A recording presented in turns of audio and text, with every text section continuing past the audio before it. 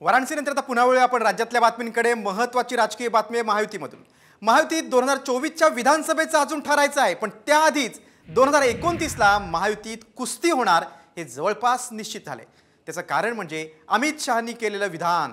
2029ला एकट्या भाजपच्या जीवावर सरकार आणायचं आहे असं विधान मुंबईतील कार्यकर्ता मेळाव्यात केंद्रीय गृहमंत्री अमित शहांनी केलंय। महाराष्ट्राची निवडणूक देशाची दिशा बदलते असं देखील मोठं विधान त्यांनी केलेलं आहे। 2029 मध्ये एकट्या भाजपच्या जीवावर सरकार आणायचं असं महत्त्वाचं विधान अमित शहांनी केलंय। बघा, निवडणुकीच्या सूत्रे मात्र शहांचा कान मंत्र की महाराष्ट्राची निवडणूक देशाच्या राजकारणाची दिशा आणि दशा बदलेल। महायुतीचं सरकार पुन्हा येणार, काळ्या दगडावरची रेग असा विश्वास देखील शहांनी व्यक्त केलाय। कार्यकर्त्यांनी निराशा झटकून टाका असं देखील अमित शहा बोलले। कोणत्याही सर्वेचा विचार करू नका असं देखील अमित शहांनी म्हटलेलं आहे, कारण अनेक सर्वे हे महाविकास आघाडीच्या बाजूने गेलेले आहेत, त्यावर देखील शहांनी भाष्य केले।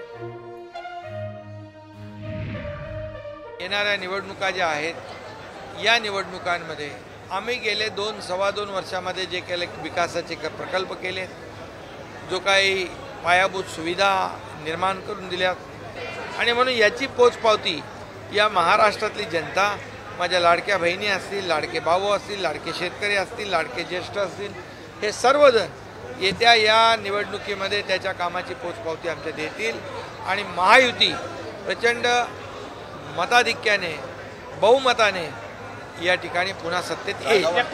इतर राज्याची परिस्थिती वेगळी आहे, महाराष्ट्राची पूर्णपणे परिस्थिती वेगळी आहे, परंतु कार्यकर्त्यांना मॉरल वाढवण्याच्या करता की बाबा पुढं आपल्याला करायचं आहे असं ते म्हणजे त्या हेतूने सांगितलं असेल मला माहिती नाही, परंतु त्यांना त्यांचा पक्ष सिंगल लार्जेस्ट पार्टी करण्याचा आणि पूर्णपणे बहुमतात आणायचा अधिकार आहे।